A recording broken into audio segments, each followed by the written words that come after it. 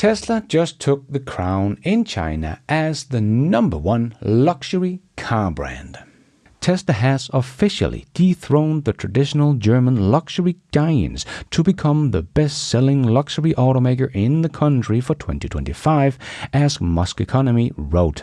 Tesla is now the #1 luxury brand in China. 627,100 vehicles delivered in 2025, ranked #1 in cumulative luxury sales, beating BMW, Audi, and Mercedes, leading over BBA brands by at least 6.6%.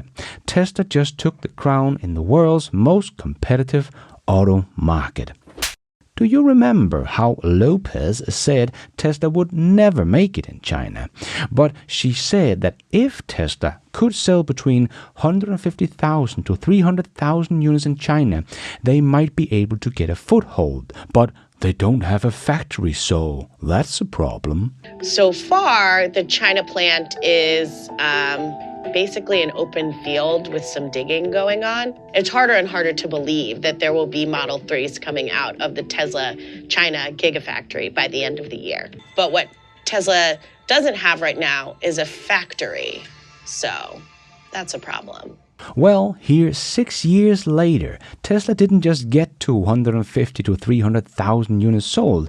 They got to twice that, with over 625,000 units, and even beating all German luxury brand in the country, even with all their ICE cars. So my question to Lopez would be if she would call this a success for Tesla, or has Tesla failed in China?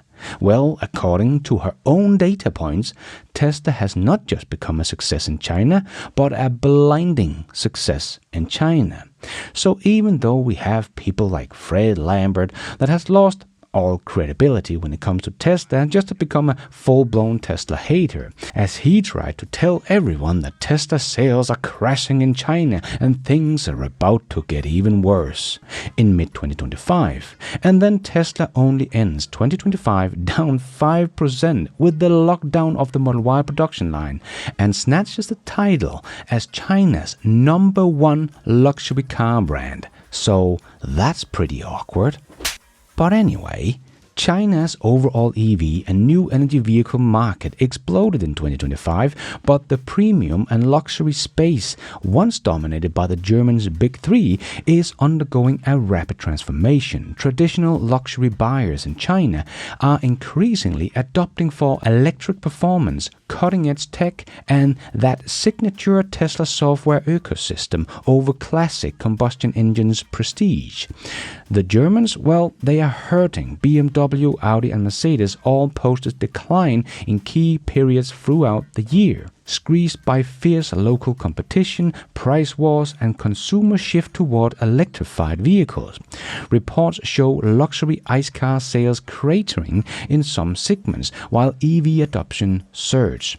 Tesla's Shanghai factory gave it a massive home field advantage, local production, faster delivery, and pricing power that kept it competitive even as rival/prices. Because don't forget, Tesla is still the only one that is earning money on selling EVs, even in China, as they don't have to share 50% of their profits with their Chinese joint partner. This isn't just a sales win for Tesla, it's a statement. Tesla has redefined what luxury means in the world's largest car market. Not just leather and badges, but acceleration, autonomous feature, over-the-air updates to keep the car feel fresh years after purchase. Like I've been saying for years, software is the new luxury. And the Chinese people has just shown exactly that in 2025. Of course, skeptics point out that Tesla's pricing, especially the Model Y, sits more in the premium accessible range than ultra-luxury territory. But that's just because Tesla can make their cars more affordable than any others and still earn money on them. But the numbers don't lie. In China's high-stake luxury rankings, Tesla is now the undisputed leader. So what does this mean for the future? As the Chinese domestic brands like BYD, NIO and XPeng push harder into the premium EVs, well, the pressure on everyone intensifies. But as Tesla is the only one earning money on EVs, they are actually the only one that has any pricing power and can hold their own against the Chinese pressure. But we will see how someone like Xiaomi will rise. But for now, Elon Musk's empire has scored a massive victory on the most important battlefield.